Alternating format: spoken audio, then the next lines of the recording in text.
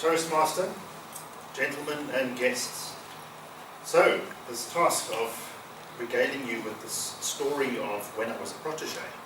When I first started thinking about it, I thought, I'm not really sure I actually have one of those stories.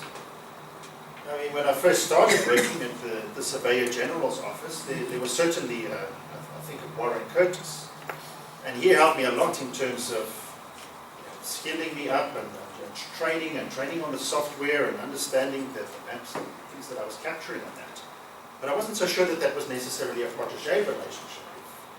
If we look at that, it's almost more a case of an apprenticeship. And so as I thought about this protege, I thought, well, let me go and look at some examples of proteges to understand what it really is. And I came across an interesting article of 3 relationships which are very unlikely. So the one is Alexander the Great. And for those not familiar with Alexander the Great, he became king of Macedon at the age of 20 years old. And by the age of 30, he conquered 2 million square miles of Europe by the age of 30. Now, you'll be quite surprised to find out who his mentor was. At 16 years of age, Alexander the Great's father decided to hire Aristotle to give his son some mentorship and guidance. And he didn't sit there and talk about the art of war. What he did was he trained him up on poetry and philosophy. And it is believed that what Alexander the Great got out of that was a tremendous sense of nuance and strategy that put him way above and beyond any other military leaders at the time, and that's what made him so successful. Another interesting one is Ford and Edison.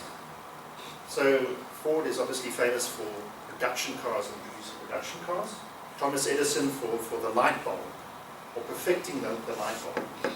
And it's interestingly enough, it's only later on, because Ford actually worked for Edison at one stage, but it's later on when the Ford company started taking off. It wasn't really about the inventions and that Ford approached Edison. It was about strategic thinking and how the business could work and how the process could be improved. So that was also an interesting one to me.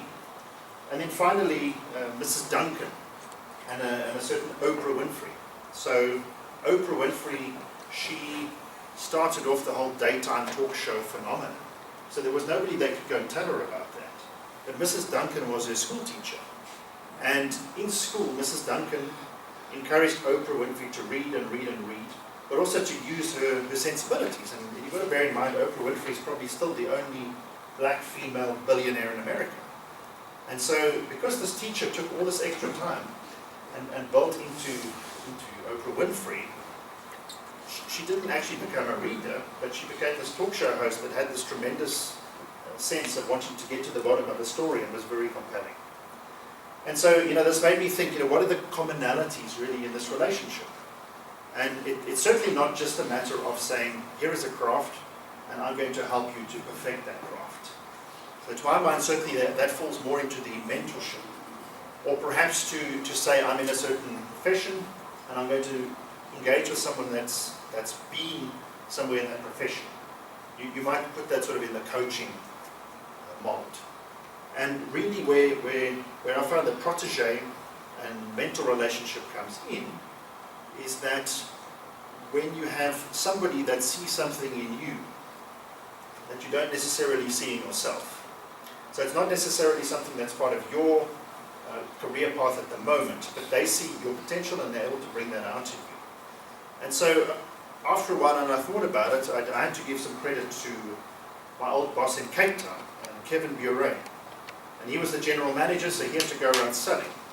And I was busy making my way up the technical ladder and implementing solutions.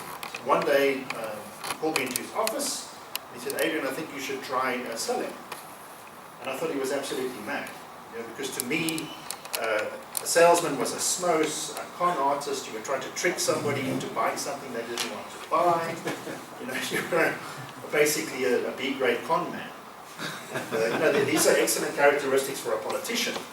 At that stage, I didn't associate that with myself. But sometimes we can be in that position. We can either be self-deprecating, so we can say, well, I don't really believe that I can do this, or we just don't see it in ourselves, and somebody else needs to pick that out. And so Kevin Buray, he spotted that. He spotted something.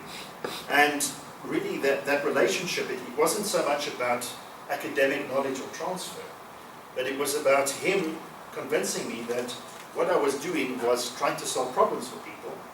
And in sales, if you could apply that same principle, you could be successful and happy. And I can really be thankful to him because it's afforded me wonderful travel opportunities, and it's taken me to where I am today. Whether people see that as a good thing or a bad thing. Now, certainly, in general terms, I think we have a very interesting situation in South Africa in terms of mentoring and protege, especially with our past and how things changed and transformation. And in the industry that I'm involved in, the geomatics industry, at a recent conference we had a young person stand up and say, what are the professionals doing for us in terms of mentoring, and that nobody's giving us mentorship opportunities? And I sat there and I thought to myself, well, whose responsibility is it really? And have you actually asked anybody? Have you actually approached anybody about this, or is somebody going to do it for you? And so certainly there's that one aspect of it. The other aspect is what we see in social media these days, and especially the platform called LinkedIn. And I actually got a message today about, am I interested in being a mentor in a certain subject matter expertise, because there's people that have certain questions. And certainly in that environment there's a big emphasis on LinkedIn, and that's something that goes back to Dale Carnegie from the 30s, where he said it's much easier to influence people by taking an interest in them than trying to get them to be interested in you.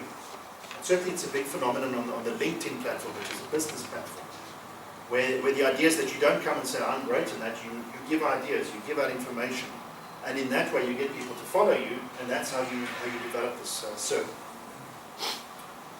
And so in summary, I'm eternally grateful to Mr. Kevin Buray for the Smous that I am today. Gentlemen, Mr. Toastmaster.